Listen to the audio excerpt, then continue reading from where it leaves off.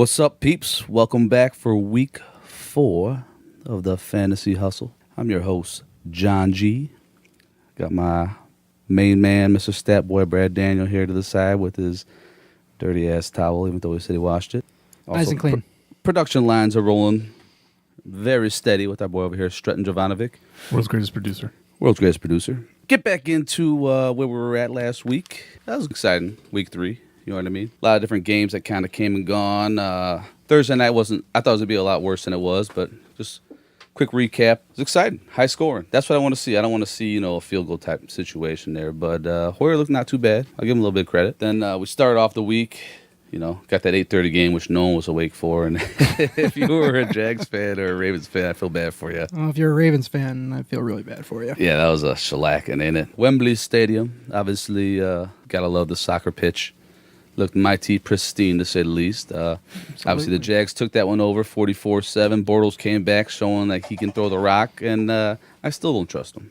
Yeah, absolutely not. There's no reason to trust him. But, we'll move on to the next one. Colts-Browns, another boring snoozer, but T.Y. Hilton showed that he can maybe catch the rock. Jacoby. He looked good. Jacoby. He reminds me of Byron Leftwich. A little bit. Yeah. Big. His lineman ain't carrying him down the field. No, he's not. He's not fast, but he's big and elusive, and he had a pretty sweet spin move, I think, on one of the touchdown runs. Definitely an upgrade over Tolzien. Yeah, I'd be interested to see what they do. They say Andrew Luck's supposed to be practicing this week, so all you guys out there who kept him on your bench, way to hold out. We'll see if anything happens, though. Knowing his luck, he'll get popped once at practice, and he'll be back on the bench for a couple more weeks. Dolphins, Jets. Ouch. You said it, man. You said it. Surprised you're wearing that, Dolphins hat in this bad boy right now. I'll still represent. I mean, it was not pretty. The offense was awful. And the defense started out strong, but eventually they broke too. And not a good week to be a Miami fan, losing to terrible New York Jets. Yep. Cutler still searching for Snowflake, obviously. And that game, it's good for a lot of Bears fans because McCown. What was his name again, Brad? McNown? McCown, Josh. McCown. What about McGowan? McGowan. He looked a lot better than Jay, which, when he was in the Bears, we all felt the same way too. But yep. I don't want to waste too much time on them terrible teams. Got to throw it out there, Brad. Works for me this week. It's all right. Eagles, Giants, Sproles, that fantasy waiver wire. Hopefully you didn't listen to Brad last week and picked him up and dealing with another replacement there for you. That's very unfortunate for him. Breaks his arm and tears his ACL in the same play. That's a bummer. Yeah, that really sucks. Yeah. ODB showed a little bit of promise there. Good to see him back in the groove. I think Eli Manning, still don't trust that guy. No, I don't think you trust him. I mean, it was funny. I was watching that game, or just watching kind of the box score, and it was for the 3 quarters, just getting shut out again, the Giants. And then all of a sudden, within 5 minutes, it's 21-21. And I'm like, what the hell just happened? And Eli finally found ODB. That's what I like to call him. And they turned it around. Not bad. They still lost. They did. One of the upsets of the week for me, I think, Bills over Denver. Yeah, there's a lot of upsets this week. Yeah, there were quite a bit. That one, the guy we kind of talked about last week is a waiver wire, Simeon. He did not come to play, and the Bills made him. No, he did not. Made him look really bad. Yeah, give Charles a little bit of credit. He showed that he could run the ball. So between Anderson and Charles, you don't know what you're going to get here over the next couple weeks. So something to keep an eye out on. Coy didn't really show up too much. Now, Atlanta and the Lions. That was an interesting ending there. I think I heard a stat. It was like 5 years to the day that Golden Tate caught that Hail Mary. Against the Packers? Against the Packers, yeah. Really? Yeah. And now he's involved in another controversial ending. Yeah, right. Which works good for the Bears fans out there. That's what I'm talking about.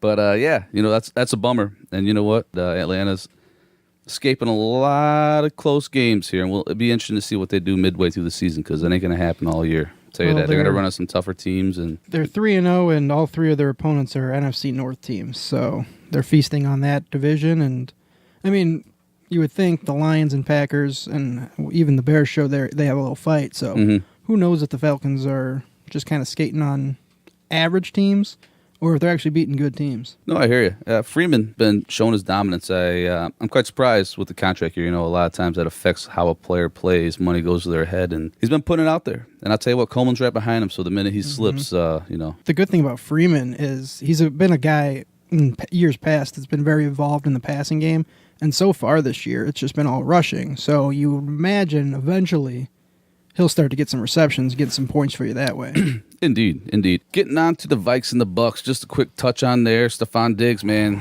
kind of impressed. Case Keenum was out there throwing the rock. Him, Thielen, he had all right game, but I mean, main focus there is Diggs, and it's good to see that he has shown that he can play. Whoever's throwing him the rock, as long as he's there, be interesting to see. Seahawks Titans, wow, that was another one. I'm like, didn't see that one coming, but Russell Wilson finally showed up. He did. Has set a career high in pass yardage, and with him waking up, Jimmy Graham kind of woke up too. And the big story out of there is DeMarco Murray with a huge game with all the questions surrounding him. When Henry's right behind you and he's playing the way he has been, you got to step it up. And I know we don't know this, but in that locker room, he's hammering at his head coach there. Why am I not getting the carries? Give me the ball. Give me the rock. Let me prove it. So kind of one of the instances where you know what's going to happen, and hopefully it lasts because, not a lot of room for error there. Bengals and Packers. Oh, man. I was watching this after we got out of the Bears game, and I'm like, all right, Bengals are up.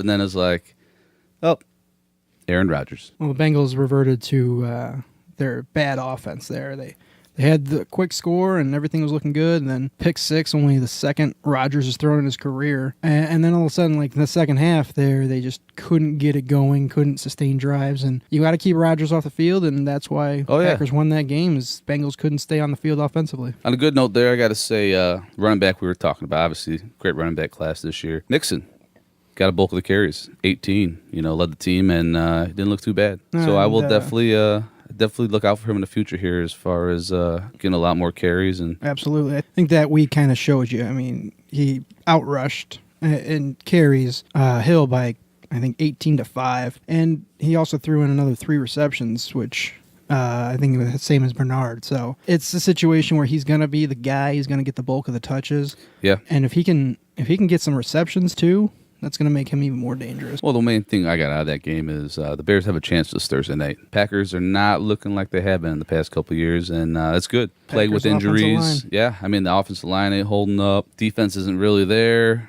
They're a little bit dinged up, too, and, I'm thinking the Bears are going to have this Thursday, but we'll get into that. We'll get into that a little bit later. But the Bengals can do it. Why the hell can't the Bears? Chiefs and Chargers. Kareem Hunt. Jeez, that guy's an animal. Over 170 rushing yards.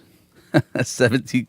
Come on. And the funny thing is, he's not even doing it with like 25 touches. It's 17 carries for that absurd amount, and then only like 13 the week before, and he's only got 47 carries on the year, and he's already over 400 yards. Yeah. So over 5 something total yard. Yeah, it's ridiculous what he's doing through 3 weeks, and I believe it was the first player ever to first 3 games of his career with a 50-yard play, a 50-yard touchdown, all 3 games. Skins in Oakland. Wow, that was a game I didn't really expect to happen. Oakland was rolling good, and Washington just came out firing, and they dominated that offense. Yeah, they did. Sometimes you just gotta buck up and play defense. That's what wins games. Bottom line. Yeah, they got that reality check, and you got Lynch, man, 6 carries. I know he's not getting the rock, but you got to let him loose, man, at a certain point, and they'll figure it out here. You can't just rely on that passing game. It's got to be. I mean, that's why you brought him in. That's why you got him out of retirement, because you didn't have the guy on your team last year, so you needed a guy that can run the rock. And so far, you're not getting that out of Lynch. But maybe he's still knocking. He's rusty, man. I mean, come on. Been out for a year. It's going to take him a little bit to get into it, but point is, you got to give him the ball to see that happen. On the other side of the ball, Samaje Perine. P. Ryan. Talking about going to be a good pickup. I mean, he's getting the bulk of the carries, but he ain't doing it. But my boy Chris Thompson, though. Oh yeah, he's over 30 fantasy points in most leagues. He was really good again. I think P. Ryan probably had his one opportunity slip through his fingers here, and when Kelly comes back, he'll be the guy, unquestioned, and P. Ryan might be out of luck. Basically, yeah. So that was good, brief forecast in the last week, and just seeing what happened around the NFL action this year. Touch on that Monday night game last night? Monday night was good. I was a little salty because, I was playing against Larry Fitzgerald, and they kept 3 and out, turn it over. Then Zeke couldn't get the first down. I was like, all right, one more chance, man. Don't let Fitz win, and then catch that 20-yarder, and it was just like, all right, game's over. It's a wrap. He's showing, that fountain of youth, man. Exactly. Larry Fitzgerald, it doesn't matter how old you are, is a bad dude. Yeah, he can go out there, and Palmer trusts him. That's the big thing. It's the only one he can trust, honestly, on that side of the ball. I mean, the other guys are kind running of in backs. and out. And who you got? I mean, Chris Johnson's looking like the main guy who's going to contend on getting any positive But yardage of he anything. looked bad. He looked old. They all look bad. I mean, think about all those. Their top three guys. Their top quarterback, their top running back, their top receiver. They're all ancient. I mean, in football terms. I mean, Chris Johnson's 31. Even their Palmer's defense, their up there. defense is good and touted as they are. They're still showing like they don't have what it takes. You know what I mean? They're supposed to be that dominant top 4 defensive teams in the league, and you just see the lackluster appeal to that they actually want to get out there and win a ball game. I mean, I like their secondary, and Chandler Jones was a nice pickup, and it's just like, yeah, man, you guys just ain't wheeling and dealing like we thought you were, so I don't expect a lot of them this year. You know what I mean? Yeah, that division's going to be up for grabs. Up for grabs for sure. So now coming into the week number 4, kind of want to mix something up a little bit. My partner over here is hanging out with his dirty-ass towel around his neck, and he's like, I got some ideas, so I had to mix it up for him a little bit. So I'm going to go with a little new platform here of who you got, Brad. So I'm going to give you a couple different scenarios in regards to quarterbacks, running backs, wide receivers, and I want you to know who you would start, given the circumstance. Are we going All right. PPR or non-PPR? We're going to go PPR just because majority of the leagues are PPR, half Okay. PPR, you know. So Yep. First off, coming off a pretty shitty game, Derek Carr at the Broncos, okay? Team that got beat up by Tyrod Taylor, looking for some action, coming back at it. Or Kirk Cousins coming at the Chiefs. Guy coming off a win, going into a tough defense. Who you taking? Ooh, that is tough because, I mean, Cousins had the nice week last week. And, of course, Carr had the dud. They're both going up against pretty good defenses. I tend to want to stay away from that Broncos secondary. So Yeah, that's tough secondary. I would lean toward Cousins, and Tyrod Taylor didn't light the world on fire this week He either. just did enough to get done, you know what I mean? That's So if that's your high watermark for a quarterback against the Broncos, 18, 19 points, that'd be great. But if that's the ceiling, that's tough to kind of go with that route. So I go Cousins just because, again, I just don't want that Broncos defense going up against my quarterback. I could see that. I could see him getting exploited though, just in the case of the running game kind of just in a wash right now. I mean, Kelly Yeah. comes back, he may actually get a little bit of bulk to the And you don't know if Reed's going to play either, but Reed's going to be questionable every week this year. I think He's- Thompson's the game changer. he is a game changer, but like I said, you find a way to shut one guy down, it'll be interesting. Maybe expect Terrell Pryor to kind of show up for the first time Yeah, this he year. hasn't done that yet, and Tuck that chain back in his neck. yeah, I mean Crowder. My grandma got me that definitely. chain. When you look at both teams, without Reed, I mean Vernon Davis he's nice, but he's not Jordan Reed. And then when you compare Davis to Cook, I think you got to take Cook, and Cook had a decent, probably the only Raider in that passing attack that had a nice And game. you're going to see that the whole year. I mean, when you got 2 stud wideouts on both sides, I mean, the middle's all the way open. Yeah, safeties You know what I mean? are going to It's- be worried about the two Plus receivers. with the running back there, I mean, they definitely got the highlight on the offensive side of the ball. And their defense is no slouch either. Next one, Cam Newton on the Pats, who is struggling mightily on defense, or my man Tyrod, and he's got the Falcons. I said last week that Cam Newton hasn't been great, and if there's ever a time to turn around, it's when you get the Saints, and he probably had his worst game of the year against a terrible Saints team at home. Yeah, they're awful. And Nolans. he doesn't have Olsen. That hurts. Who knows what Kelvin Benjamin's health is going to be like coming into this Yeah, week? what tore his ACL, right? Or they're talking about going for a second opinion? Or? He, from everything I've heard, he escaped major damage. He's kind of day to day, week to week, I guess. I mean, they got Funchess, and the only problem is that's all they got there. I mean, Jonathan Stewart ain't running the ball for shit. You got, I apologize for cursing so much. It's just my tradesman style. I got That was going on. only the 16th time. It's okay. We'll bring that up a little bit more. But I mean, McCaffrey, I'm still waiting for that touchdown. McCaffrey stepped up and actually did. He had something 100 in the yards passing receiving. game. That was good, but you got to give him the rock.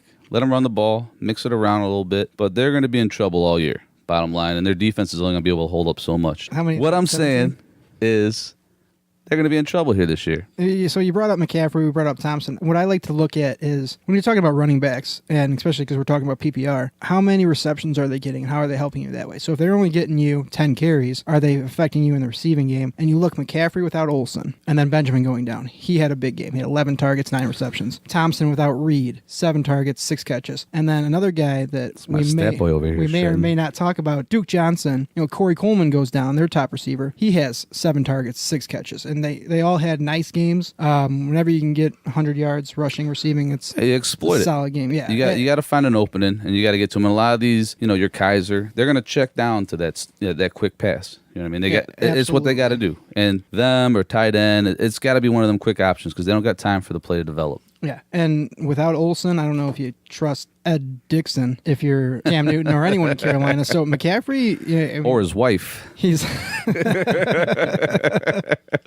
McCaffrey's gonna be that guy that gets the benefit there. But of course, I don't trust Cam right now. So Yeah, you know what, man? It's really disappointing. And you knew, we talked about this, and, we'll elaborate every once in a while, but you can't run in the league. I don't care how big he is. You know what I mean? And all them years of just getting hammered on the goal line repeatedly, it's going to take a toll on you. yeah. They tried to make him a pocket passer. Oh, they did. And I don't know if it's working. It's clearly not working out. And He's a guy, selfish player, too. Yeah, he's a Don't get me guy wrong. that- He's the type of guy who won't rely on the other teammates to get open. He's going to give them 2 seconds, and in that 2 seconds, he's going to make that, I'm on the move. Yeah, and he's terrible rolling out with the pass. He's just not accurate enough. And that's why Olsen, for the last few years, has been so good, is because, throwing the ball 10 to 15 yards, you can do. It's a rollout option, man. Throwing the ball deep to Benjamin, Funchess, whoever, that's where he really, he's not accurate enough to be a good quarterback. And I don't think it's going to happen, but maybe later in the year, Okay, if that offense is still struggling. We got to get off that bum for a minute.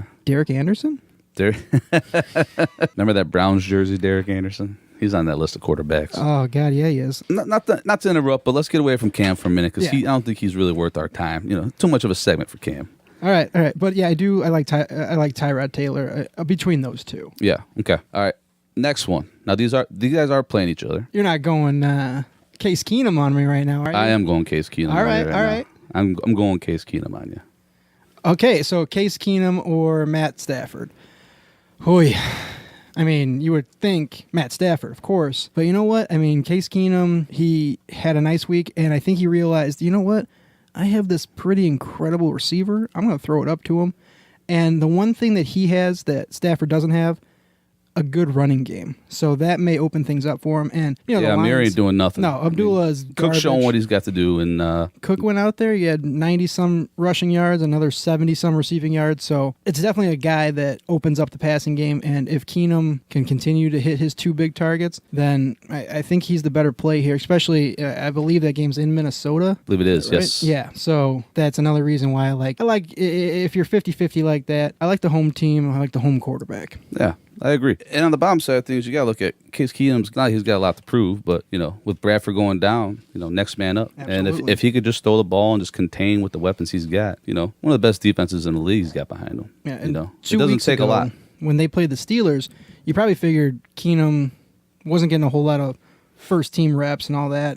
Bradford was out that week, but another week to working with the first team, and he had a good game against Tampa. Now another week, you presume he'll be working full-time with the first team while Bradford's still coming back from the injury. So I think Keenum's a good start this week. I don't know if he's top 10 if you're really stretching. If you got Cam Newton, like we said, that's your guy. There's guys out then there Keenum that would be a better you might play. need to bounce back to and definitely play ball. This next one, you got Big Ben coming into Baltimore, getting hosed like they did last week. They're going to want a little bit of action here. You got Big Ben at Baltimore, or you're going to go with Russie taking on the Colts.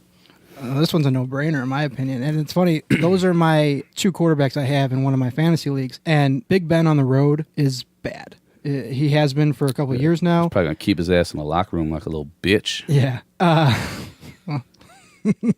But the Ravens they're an okay secondary. I know the Jaguars put up, that absurd number of points, 44 points. But it's not like they were getting beat on deep plays, big plays. It was just short plays and turnovers on the Ravens set up the defense for failure. So I think Roethlisberger against a decent pass defense or Russell Wilson at home against a bad Colts defense. The Browns gave him a fight. So you never know, man. You never know what you're going to get with the Seahawks these days, honestly. It's true, and Doug Baldwin's a little banged up. He had a groin injury, and he could play. You got Richardson, you got Lockett, but it's still... And Jimmy Graham showed up, but... Chris Carson ain't doing nothing. Procise ain't doing nothing. That's the defense side of the ball right there. And if Russie can run and scramble and make them short passes, maybe get Graham involved, they might have something going on. But Well, don't hold Jacoby hostage there because he could probably do something. That's another thing you get with Wilson, too, is he could get you, 5 points just running the ball. Maybe get you a touchdown where Roethlisberger's not going to do that. I don't know. I think Seattle's probably the one team I look at this week as the no-brainer. They're probably going to win this game, especially coming off a loss like they have. Yeah, I hear you. All right, last one for the QBs. Alex Smith, who's been playing pretty solid, going into Washington, who's coming off a nice win, trying to turn things around, or Rivers going into Philly. Rivers had a bad week. He's one of, 3 INTs. Yeah, there's a couple of quarterbacks who are just awful this weekend, and we already touched on Carr and Newton. So yeah, I think Rivers is that other guy that just really disappointed, and I think with Kansas City, I think that you figure Hunt's going to get involved in that passing game. You got Smith and Hill look like they have a nice connection, and Kelsey had 1 catch for 1 yard. Yeah, that's pathetic. So if he gets I'm going, sure a lot of his owners were pretty pissed off. I feel like Alex Smith may get him involved more if they try to take away Hill or Hunt. So I think the weapons that he has there, although the weapons in San Diego, used to be San Diego, L.A. Chargers. I say it all the time. I'm like, I think his weapons aren't too bad either. But again, Hunter Henry, shutout. Keenan Allen was okay, not great. And then the big guy, Travis Benjamin, had a good game. So he's got a ton of different weapons there. But another thing, the running back situation. Melvin Gordon banged up. Brandon Oliver might step up. He had to leave that game. So if he can't go, that's a red flag. And of course, we know what Hunt's going to give you. So I got to go with Alex Smith just based on the weapons he has with him. I agree. All right, let's slide into the running backs here. Jordan Howard at the Packers or DeMarco Murray at the Texans. This one's actually pretty easy for me. Jordan Howard is really good. I think even with the shoulder, I think he's going to fight through it and play through it. If he can give you a limited participation in practice, then he's going to play. And if he's going to play, he's going to be good. Now, the funny thing is both of these teams have 2 running backs that can really get a lot of touches. And you figure Cohen's going to get his touches. You figure Henry's going to get his touches. So the question is, who's going to do more with splitting touches? It's probably 60-40 for Howard and Cohen, maybe 65-35 for Murray Henry. Maybe I could be off. It could be 50-50. But I think, too, Howard just looked so tough to bring down. Let me break this down for you real quick. Bears are coming off a big win. All right, they're coming in. They're on short rest, going into Green Bay, and I agree. Murray had a good game, but he's got that he's got that fire in his eyes right now. Yeah, he wants to win, and they need to win in Lambeau to prove something this year, and this is going to be a huge factor and a turning point for the Bears this season and the Packers. I mean, when you look at the Bears, yeah, Vikings are doing their justice here, but Bears ain't far out of it. We're still in week 4. There could be a lot to turn around. This is their hard part of their schedule here. They could be 2-1. They could easily be 2-1, tied for first in that division with 3 teams. So. Easily, and who knows? I'm not trying to go back. You know what I mean? But just to say they're there. And Glenn's got to throw the ball obviously a little bit more than 101 yards and 1 reception to a receiver. That's unbelievably bad. I mean, leading receiver 26 yards. Yeah, it's disgusting. I mean, look who he has to throw to. I understand, but they're all professionals. They're all getting paid to go out there and catch the damn ball. And, back to Howard. Like I said, I see him doing some good things this week. I know you get guys like Clay Matthews and all them who they come out to play against the Bears and just feast on them, which they'll feast on Glennon. But as long as we keep handing the ball off like they do, I mean, we'll see what happens. Well, the best part about them not having the good receivers and Glennon going to the short passing option is when Howard's in there, he's going to get you some receptions too. I know Cohen's the guy that you want to get the ball to as a receiving back, but Howard's done it too. I think Howard had 5 receptions. Just wait till we get Wheaton involved. Yeah. Now this next one, I need you to pick 2 out of the 4 here. All right. Going all rookies. You got Hunt at the Skins, probably a given. Fournette at the Jets, Cook at Detroit, and McCaffrey at the Pats. So Hunt, like you said, is the given. You gotta play him no matter what. He's way too good right now. And plus, you got to ride the hot. Even if he does cool down eventually, like you would presume he would a little bit, you still got to stick with the guy that's on fire. And he definitely. You wait till he shits the bed 2 weeks in a row, and then you start thinking, all right, let's look at a matchup here. And you're still going to start him, but Now, the other 3 are interesting because they haven't... Cook's been good. Fournette's got some touchdowns. McCaffrey finally did something this past week. So you got McCaffrey playing against the worst-ranked defense right now in the league. All right. Keep in mind that it's the worst ranked defense, but week 1 against Here we the go. Chiefs lit Here we them go. up. So those numbers might be a little skewed right now. It's the Shefty report with Brad Daniels. I don't think Shefty reports on numbers like this, but Oh, whatever. He should. yeah. But yeah, I think I would not lean so much to McCaffrey right now because of what we talked about already with Cam Newton being so iffy. He's a wait and see guy, and then it's between Fournette and Cook, and Fournette has had a couple of good games here. The bottom line is Fournette's getting the rock a lot more. Yeah, absolutely. Bortles can't throw the ball too well. Cook is too, though. So Injured Allen Robinson. I mean, kind of getting the options. He's getting second most touches in the league going into last week. Kind of guy you got to kind of look at. Flip side of things, you're right. Cook is getting the ball a lot. Coming on a more high profile offense with Diggs and Thielen and Rudolph and So the Jets. Problem is there's more options on Minnesota's side of the ball. Yeah, so. absolutely. And I think the Jets, they shut down Ajayi this last week, and they kind of held Lynch in check a couple weeks ago. So maybe that run defense is pretty stout. Maybe Fournette gets They've been going in known the for pass. that. You know what I mean? They always have been. I mean, they have always really good DTs. So I'd probably go with Hunt and Cook in this scenario. That's a good pick. But Good pick. I don't know if you can go wrong with Fournette or Cook there. No matter what, Fournette's going to get the touches, probably get a goal line score. No matter what, you'll see at least 10 points from him. Okay, Samaje, I like to say his name wrong. Perrine. All right, I'll go with Perrine. Okay, thank you. He hasn't. After last performance this week, he doesn't deserve to get his name pronounced. Samaje Perrine against the Chiefs, very tough defense right there, front seven. Or Tevin Coleman against Buffalo. This is actually an easy one. I think Rob Kelly's more likely to play than Perrine. See, now you got me doing it. See that? very, very nicely done. P. Ryan banged up his hand. He's got a bruised hand, and that's the play he fumbled on. And plus, fumbling, never good, especially for a rookie. So he might be a little bit in the doghouse there. And Coleman, you figure he's going to get like 15 touches. Oh, yeah. And that could be good enough to, post, maybe 80 yards total with a touchdown. So I would definitely lean that way. Coleman gives you a better chance of putting up a solid big week. Indeed. I agree with you there, buddy. I agree with you. Let's see what you got on this one. T.Y., also known as Ty Montgomery against the Bears, or Mr. Ajayi against the Saints. You gotta go always. I know the Panthers struggled this week against the Saints, but I think you always got to go against the Saints. If you got anybody going against them, play them. Even Cutler? Probably not Cutler. Nah, easy. But, I mean, Devontae Parker, maybe Landry, and then absolutely I go with Ajayi. I think you're going to start seeing less of a workload for Montgomery. He's been on the field a crazy amount of plays this year. Yeah, and that's another reason that's that's what's killing the Packers offense right there on top of not being able to throw the rock. You know what I mean? Yeah, and Williams hasn't looked very good down by the goal line, where Ajayi has been a pretty good producer around the goal line. He scored some touchdowns. So I think if you get down there, which you figure against that Saints defense, they should be in the red zone, I think he probably posts better numbers. And, I mean, he was such a bad play this week against the Jets. Definitely Ajayi in that one.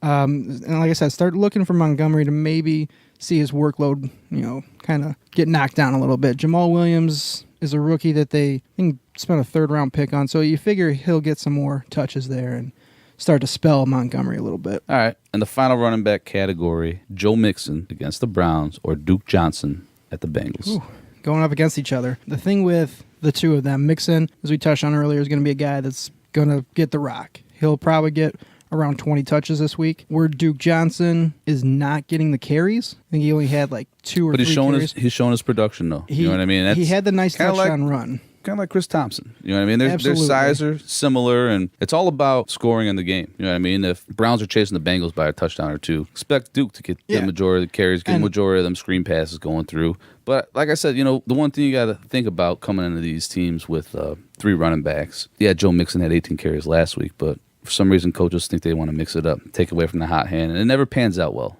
You know what I mean? This week, they fired their offensive coordinator after that terrible game, that Thursday night game. So the new coordinator comes in, figures, well, I got this guy. I'm going to play him because he's the best of the 3. And maybe that's just because this new guy's coming in. He sees that and he's going with it. It's not like the other guy feels like he's got some time. He can work with the guy he's used to. This guy's coming in trying to make a name for himself, the new offense coordinator. So he What's goes, his name? Bill Lazor. Was that with the L? A-Z or L-A-S? Lazor. Okay. Man, I'm impressed by your knowledge. I try to keep myself up on it. Man, I'll tell you what. But like I said, I always like the volume for my running backs. Quantity is the thing you're looking for. Obviously, quality is great too, but if you can get a guy that's going to get you 20 to 25 touches, you got to go with him. I mean, Duke Johnson, like you said, if they're up in that game, let's imagine that. Let's say the Browns are up, they're just going to ride Crowell and try to run out the clock, and then Duke Johnson becomes, a non-factor. So that's another side of the equation there. No, I agree. All righty. Well, let's get off the running backs. Then let's get on the wide receivers. Let's go with Stephon Diggs or Hopkins. Both incredibly talented receivers, both doing it with less than stellar quarterback play, although Deshaun Watson had a nice little game there against the He didn't do bad. He had a little Patriots. bit showed a little fight there, trying to become the first rookie quarterback to go into Foxborough and beat Bill Belichick. But I think the fact that you saw Case Keenum have a good game, trusting Diggs going up and winning that ball, and having a couple of really nice touchdowns. I think you go with him because they're going to work together another week now. They're going to keep it going. And I just think that there's just way too much upside for Diggs to sit him right now. I mean, if you got those two guys, congratulations. You got two really good receivers. Oh, definitely. But, I think Diggs' upside is through the roof, and he could potentially throw up a 30 for you any week. Yeah. No, it's proven to be that way. Amari Cooper coming at Denver. Going to be a tough matchup there. Tyreek Hill against the Skins. A couple good cornerbacks there going one-on-one with them. Yeah, absolutely. And, I mean, really the question is who's going to be the number one receiver in Oakland this week? Because Cooper's probably the more talented, the more capable of putting up a big week. Crabtree's the more consistent, and probably, I mean, he's a more savvy veteran, so maybe he can do some things. You also got to look at the side of the ball as who's getting the passes because the other one's getting covered by the better guy. You know what I mean? Coverage plays a big factor in that. Well, I mean, you would imagine that Talib probably finds himself on Cooper. It doesn't really matter either way. I mean, Harris and Talib, two solid cornerbacks. They're gonna be on both of those guys. But Hill is such a dynamic player.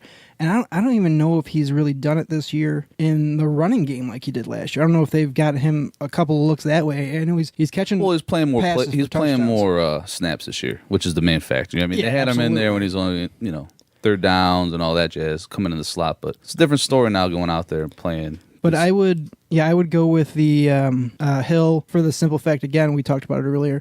He's at home.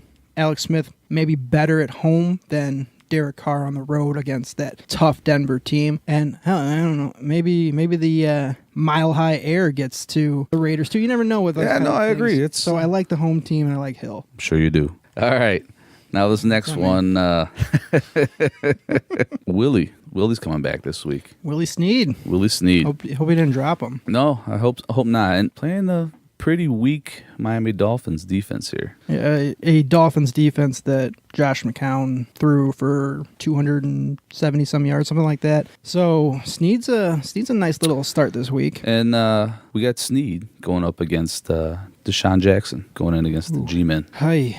You figure Jenkins gets Evans, so that kind of maybe opens up D-Jax. An interesting thing I saw from that Bucks game is Humphreys for Tampa with like 9 catches. And I know they were down early and they had to throw it a lot. So, and Evans was pretty well marked up because that is, what you do. You try to shut down Evans. Of course. So D-Jax and Humphreys both had a ton of receptions. So I kind of figure maybe that could be the case this week. But with D-Jax too, what you got to realize is if they're winning the game. So we guys call you. What's up, D-Jax? D-Jax. Hey, D-Jax. D-Jax. I mean, of course that's what I call him. Talking about dropping the ball at the 1 yard line, that's all I could think about when Cooper dropped that ball. Cooper. Gee, I couldn't believe that, man. I mean, I thought about that first punt return Jackson had on the Eagles, and he dropped it there, and I'm like... it's bad when, as soon as it happens, I get a text from my mother saying, how much of an ass does that guy feel like? D-Jax and Willie Snead, right? Yeah. Snead coming back off the suspension. Can't expect too much from him. I think you give him another week on your bench. I agree. The bye weeks are going to start kicking in, so he'll be a better option. It'll be interesting to see how many people try to play him, though, just out of, Oh, yeah, absolutely. Snead, but hey, he could prove us wrong, man. You know what I mean? But, yeah, theory is going to go in the right direction of saying he doesn't know the playbook as well, is getting his feet back. And so next we got Martavius Bryant at the Ravens or Des Bryant at the Rams. Now, Martavius Bryant, early in that game against the Bears, he was wide open. Yeah, I know, down the burned field. The defense. I don't know if Roethlisberger... He overthrew him a little bit. It kind of looked like he gator-armed it a bit.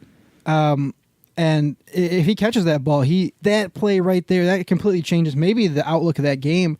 And Bryant ended up with 4 points, something like that, in non-PPR. So he could have had a much better, because that was a 75-yard touchdown if he catches that. And Des Bryant, ooh. But he didn't, so you don't need to... No, I mean... You don't need to go in and know ifs, all right? Okay, he didn't. What I'm saying, he could have easily been over 100 yards with a touchdown, and instead he had 40-some yards. Des Bryant only had 2 catches.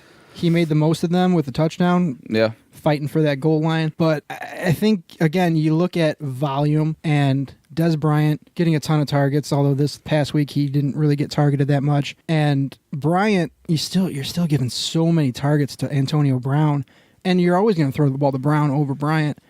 And I think you got to go with Des instead of Martavius. Okay. I respect that. Not really. Martavius can have a better week. All right, final. Garcon at the Cards or Alshon at the Chargers? I think this is a pretty easy one. I know Garcon had a nice game, but that was, I mean, can you rely on Brian Hoyer to repeat that? That was a shootout they got into there. Bears couldn't, and apparently they had to go with Mike Glennon, so. He's the longest neck in football.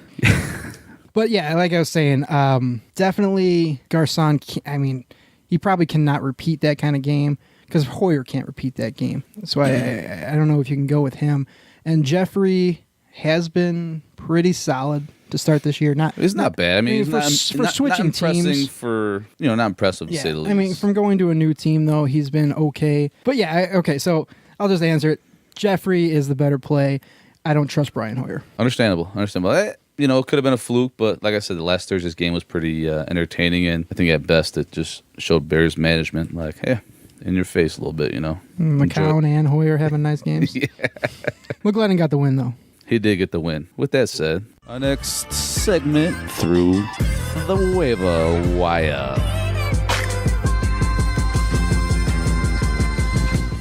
All right, now the waiver wire is not looking too hot this week, But it's going to be expected here the way everyone's playing. Not a lot of injuries coming out, but we got a couple good waiver wire ads who could be on teams, but I think at this point they're still kind of in limbo, at least.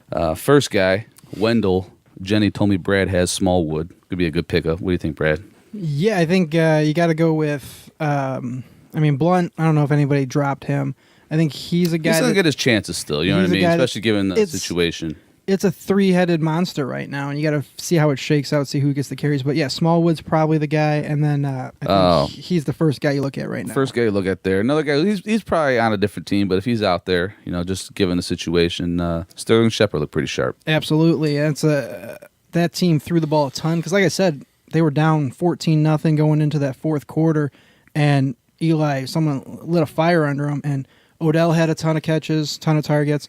Marshall had a ton of targets, ton of catches, and Shepard had a ton of targets and catches. So you figure all three of those guys aren't going to get 10 targets a game. But maybe, we talked about it last week, Brandon Marshall's got to come to that tipping point where he just blows up. And if that happens, then Shepard's definitely a guy that you want to have. So if he's out there, stash him on your roster. I agree. Next guy, Devin Funchess. Obviously going to be a good pickup here, especially with the injury to Benjamin, the lack of performance Cam Newton's been throwing out there. But he's got to throw the ball to someone, so you could definitely pick up on a couple of good receivers there. Yeah, like you said, he's a guy that they got to throw the ball to somebody. Maybe he's going to be that guy. Brandon Oliver, I know came out a little roughed up, but assuming Gordon goes down, next man up, and he didn't do too bad last year, so be interesting to see him kind of get a little bit of PT this year and see what he can do. I think he would be an upgrade in the passing game, too, for the running backs. And then, one, like I said, it's not a big waiver wire week. Looking for a quarterback out there. Obviously, we talked about Case Keenum, but Horde didn't look too bad.